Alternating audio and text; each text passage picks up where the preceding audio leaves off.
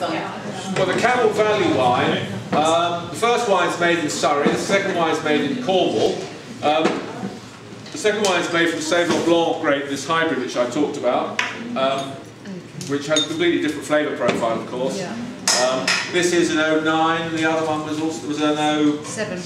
So there's a different. He usually leaves his wine on lees not quite so long as other people because he sells it very quickly.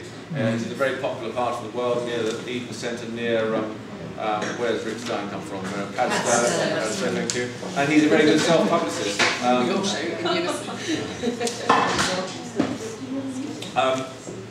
To me, that's slightly oversweet, but that's his style.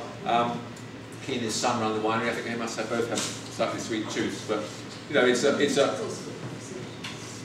It is really different from the Sainsbury's as well, isn't it? Well, the Sainsbury's is much more of a classical champagne style. This, I guess, is more of a, perhaps it's got a little bit more something like acid or something like that, because it's fruity, but it's got this level of sweetness, which, I think is a little bit high, but you know, it's quite yeasty. Yeah, well, that's the idea. Yeah. All good bottle fermented Lysé sparkling wine should smell yeasty. That's the whole point of aging it, yeah. I mean, it softens the acidity, it adds this extra layer of brioche, we call it, or bready, yeasty character, which in a vintage, real, top vintage champagne is what you're looking for. We had vintage, we had 1990, 96, those wines, we were complaining they weren't really yeasty enough, because when you're paying, Tattinger's Comte Champagne 1990, 20 odd years old, you're paying £100 and something for it. That's what you really should be getting. But that wine's a very, very slow wine to develop. It comes straight from their cellars. But sparkling wines will vary hugely according to the. Winemaking is just like cooking. You've got ingredients, temperature, timing, and technique. And you can take the same and give. All you people have a frying pan and 6 eggs. You all make different omelettes. The same with wine. From the moment you think about planting a vineyard, you're taking a step towards the style of wine. And I spend my life now going to people and sitting down with them and saying, right, we're going to plant that row width, that intervine distance, this rootstock, that clone, that variety, this way. And all that's written down before you even put a single vine in the ground, but that's fixed forever. You can't change the site, you can't change the grape variety, the density and so forth. And then, today I was down at Leckford Estate, which is Waitrose's vineyard, looking at their, I helped set that up a few years ago in 2009. We're in their second crop this year, and we were looking at that, deciding what to do, when to pick, what other works required doing. But the decision on picking is extremely important in the style of wine, because that sets the sugar and acid level, and then your equipment, your timing, how long you do this for, do that for, settle it, age it, ferment it, what yeast you use, whether you use oak, not oak, stainless steel, chilled, not chilled. There's about 6,000 different decisions that are taken which can affect the final flavour of the wine. And with sparkling wine, you've got the base wines, we call it, then you've got the secondary fermentation and the aging, and then finally you've got the dosage. When you take the yeast out, you do the riddling, you do the disgorging, and you add this dosage. This dosage, when you take the yeast out, some of the wine comes out. The reason you have a long capsule in a champagne bottle is so that it covers up the headspace, because there's a big headspace normally, because it comes out with somebody comes out with the yeast. But you put in, you can top up with almost any wine-based product. So you can use a certain amount of brandy, you can use sugar in solution, you can use grape juice in solution, you can use wine in solution. The wine can come from different places. It's not considered to be part of the wine. So you're putting only small amounts in, but that can dramatically alter the flavour of the wine. So a champagne house will use, for its dosage, will use its own proprietary sort of brew, really, of reserve wines. Usually, the top people will store them going way back. The good vintages, they will have them in magnums, and they will use that. Maybe it's only a few mil in each. I did a Roederer tasting of Cristal, the basic elements that go to Cristal. We tasted about 8 final wines, 2 of which had half of 1% of a different wine in there. Those 2 wines stood out. tell. It's just like the salt in the soup, you know, it's just that little bit of extra flavouring. So the blending process, the dosage process, which comes at the end of the aging, is fantastically important. That's something we haven't really learned in this country yet, and it's only been 20 years since we started making the product. So in Italy, when you get a DOC or a DOCG, this would be a similar, if it's a quality. Well, DOC, DOCG they're both quality wines. Yeah. One is just better than the other. Yeah. Yeah. So it's a similar. We have this. Yeah, we have quality English sparkling wine PDO and quality English sparkling wine traditional method PDO. Yeah, those are similar. So, but I mean, each country has its own myriad of. You know, in parts of France they have Premier Cru, Village, Premier Cru, Grand Cru. Bordeaux has its own set of appellations which come and go. You know, Cru Bourgeois used to be, now it's gone. And so each country can set it. We could set much higher standards if we wanted to. But most of the European quality wine regimes have refused to have testing and tasting as part of their regulations. Yeah. In recent decades, the bigger, more commercially minded of them have started to do that. So, but what generally happens is that the tasting panels are fairly well sort of bedded out with growers, and so one grower is very loath to snitch on another one. So it's not a perfect system. Which is why you could buy, you know, Chablis. I mean, if you buy Chablis, it can range from $9.99 to $59.99. Yeah, there's a difference. I mean, you have. Luckily, in the UK, we have a very strong merchant system, and you know, most wines are bought by an agent or a merchant, and the supermarkets have a very strong buying power. The price is very, very important. It's not the only criteria, but obviously you can't really taste, you can't sample the wine in most instances. So, now the European wine regulations are an imperfect sample, but they really are a restraint on trade to stop people overproducing.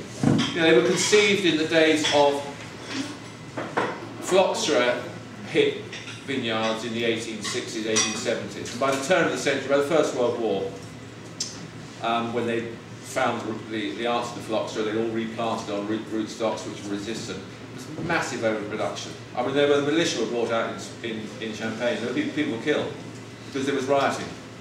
And so after the Depression of the 20s, the 30s were the time when they said, right, we must do something about this. So they all got together in the various regions, and Châteauneuf was first, and then Bordeaux and Burgundy, and you know, it slowly grew, and people saw the benefit of having a restriction on the amount you could plant. And in France, for instance, if you have a piece of agricultural land that you want to sell, you can offer it to your neighbour. The neighbour will sign an accord which says, you know, promise de vente, which says, I will buy from you X hectares at X pounds, euros. That then has to go to an organisation called SAFER, S-A-F-E-R, which can say, no, we don't want that guy to buy this land. We are buying it from you, and we will sell it to whoever we want to sell it to. They pay the price. They say, no, we don't want him to. So if you're not towing the line, if you're not producing, you know, if you're growing the wrong varieties, they can say, no, you're not part of the club. We don't want you to have that land. So it's all bound up with the social, with, you know, the mayors of these villages have huge power. It's a much more complicated problem than just saying, right, you will do this, because nobody will do it. If you said every Châteauneuf de Pape has to go through a testing and tasting procedure before it can bear the word Châteauneuf de Pape, there'd be riots. Germans, for all their sins, the Germans though do say, and we based our quality wine scheme on the German scheme, which has mandatory testing and tasting of every batch of every wine. All that kind of business is actually tasting. Well, right through from table wine, really. Table wine, Länderwein, quality wine without predicate, Spätlese, Auslese, Beeren, Auslese, Kommen, Auslese, ice wine, yeah, the whole lot. Now you've got Grosse Gewächs, Erste Gewächs, you know, all those. But virtually every batch of German wine bears any sort of quality label. is tested and literally tested and tasted. The same with the Austrians. I mean, it's all the sort of, you know. But the Germans, you see, only have 100,000 hectares of grapes, whereas they're the biggest importers of wine in the world. And so, you know, Bordeaux has 1 million hectares. So Bordeaux itself has got 10 times as much as the whole of Germany. So German production is very, very small, really, in relation to Europe. But the French had a problem with, when they looked at this, there were two things they couldn't really accept. One was they had a real problem because phylloxera it doesn't require a male in the breeding process. The French could not work this one out. They spent most of about 5 years looking for a male of the species, but then they realised they didn't need it. The female is self-fertile. Then when they found that the result, the cure was coming from America, that was another hazard to. So eventually, you know. Well, the Bacchus is the rosé. The Bacchuses are the best white wine, still white wine variety we have. It's a sort of spicy Sauvignon Blanc style. It's in fact a German variety. The reason the German varieties have lost favour over the years is they're very difficult to pronounce names.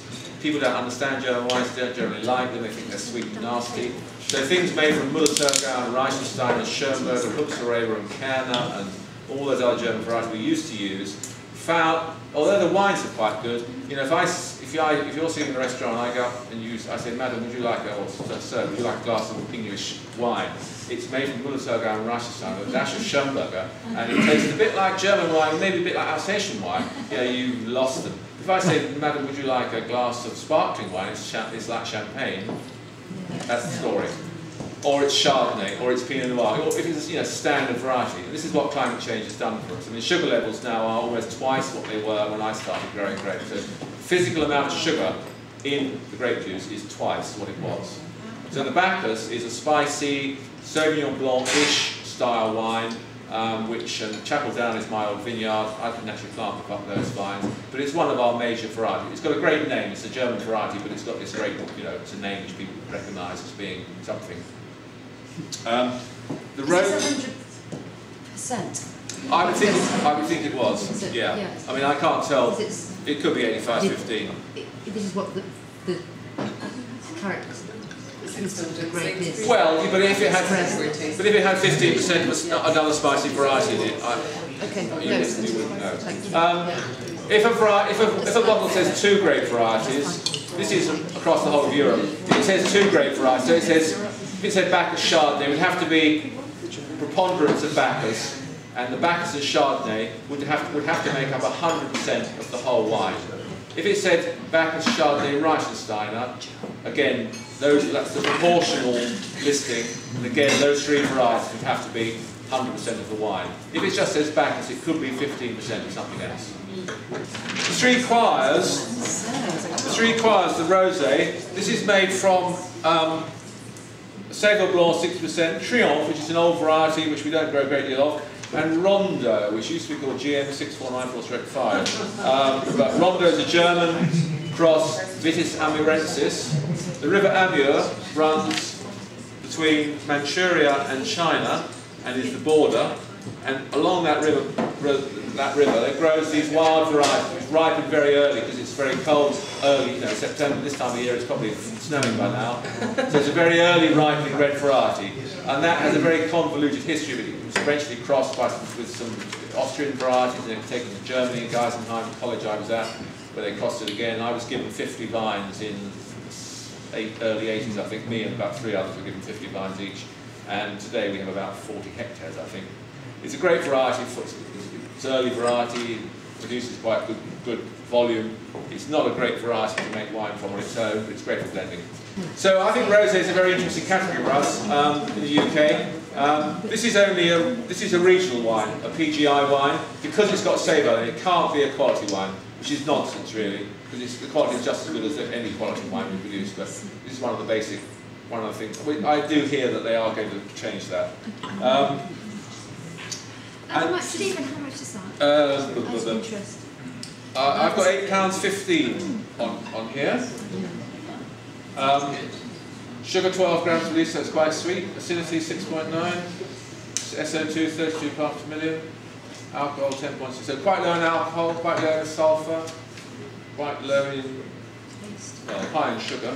So the strength of their vote, yes, exactly. The strength of their vote is the same as everybody else. So it would depend on how many other states voted for or against it. For example, you know, whether they had, for the TSG, whether they had 50 years or 30 years, lots of states voted against it. So that's why we've got 30 years rather than the 50. So I imagine that's how it works. Would most of our mountain and island products, though, not qualify under PDO or? No, exactly. I think the reason is that they believe it would qualify under the PDO anyway. And this 30 and 50 years, sorry. Yeah. Going on to another question. I mean, doesn't that sort of play into the hands of modern manufacture? For instance, you can think of Tollywood processing, which is very much against sort of the traditional real bread production and so on. I mean, it's a very, I mean, I'm all for reviving traditions, like Dorset Grivini or whatever, which kind of died out, and, you know, how do you trace it back and so on, and we have a very different history in Britain from that in, well, Italy's mine and most of that, I guess. And I very much think we should, you know, bear in mind such considerations, but doesn't 30 years, it's such a short period of time, does that play into the hands of modern manufacturers? Well, the thing is, I don't think modern manufacturers are the devil, you know. I think... Not necessarily. No, I don't. I mean, when you look at, say, for example, you know, the big players in some of the products that are protected now, Gingsters, Northern Food, you know, they make more Melton Mowbray pork pie. What's beautiful about the scheme is that they have to come into and accept the specification. So a pork pie, six ingredients. Whether you're Northern Foods or whether you're Mrs. King's, 6 ingredients. Do you see what I'm saying? So that's the thing. It's like when the specification is written, it doesn't mean to say that if you've got big players behind it, which can also be beneficial, because if you've got big players, as with Melton Mowbray pork pie, the thing that pushed it forward was because they had big players. So they weren't frightened of the courts. They weren't frightened of the European law. They weren't frightened of bringing out lawyers and saying we're going to fight this. But if they had been smaller producers, they wouldn't have won. They wouldn't have had that courage. So I think we have to be careful about that, and also have more faith in a sense, the regulations. We're looking to protect food, but not make it a museum. You know, come the future, there are going to be products that maybe we don't consider historical or traditional that will become so, because it's a moving feast. But you find with my experience with all governments, and, you know, DEFRA is the same as any other, is they have an agenda. Each country has its own things they want to get passed through. So they meet in the corridors. It's all qualified majority, but it's not one-for-one voting. It's qualified majority voting. Right. So you know, we as a country have more votes than Greece, for instance, because it's a small country. Yeah. And you know, DEFRA may have a particular sector which it wants to get something passed through, and it'll say, right, well, you know, we'll gang up with somebody else who's got the same interests, and we'll vote something out, vote something on the hope they can get something in. It's a bit of a game. I mean, it is a fraud. Like, no, I will stop calling you. No, that's politics. I'm just thinking about Mrs. King's fight. I mean, they use pork that is not necessarily intensively reared. I mean, there you get the qualitative issues coming into the whole thing. And I know that's a whole other ball game.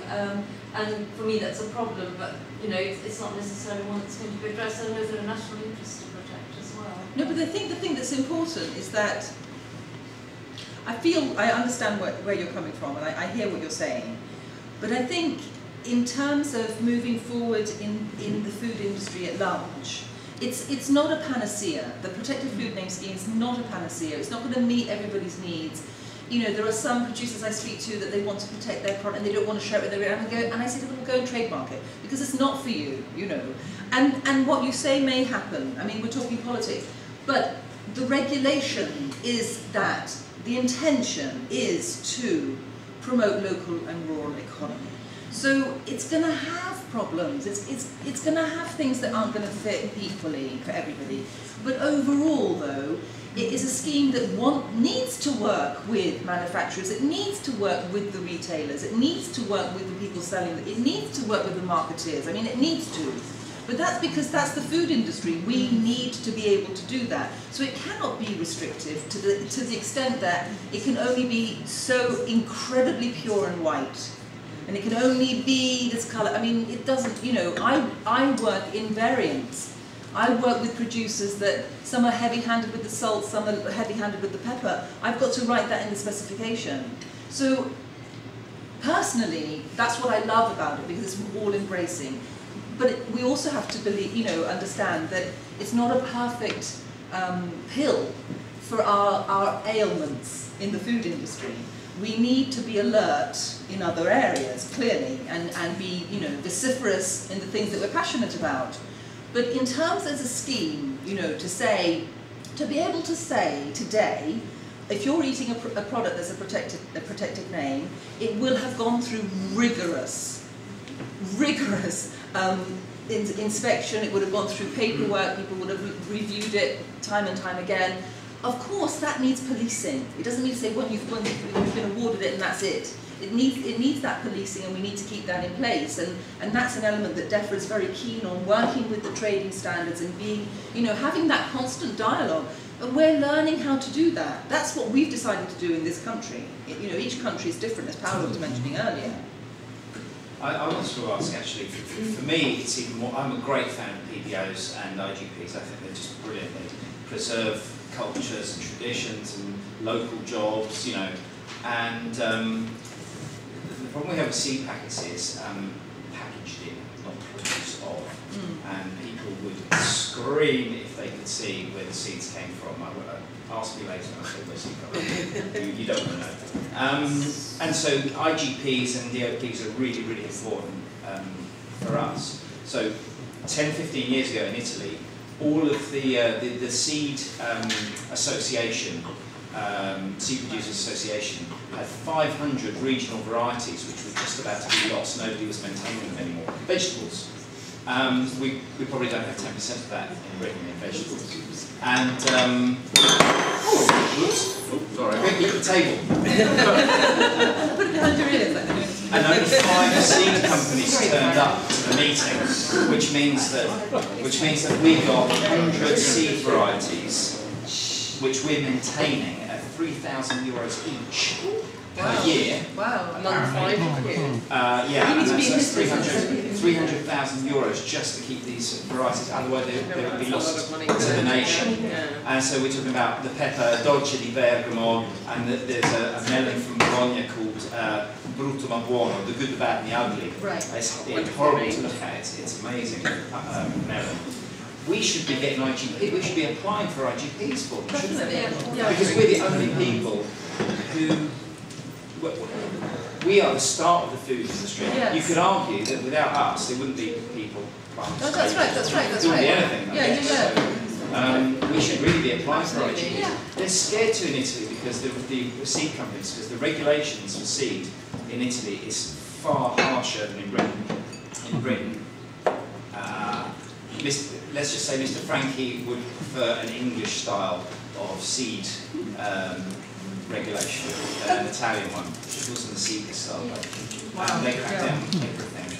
And so they won't put IGP on their products, even if they are IGP products. But you're saying they have to. What I'd like to do now, because I'm a little bit conscious of time, we need to be out of here by about 8:30. So what I'd like to do now is just to thank and Stephen on behalf of the group for giving up their time and for coming along here this evening. It's been a fascinating evening. So I'd like you to join with me and give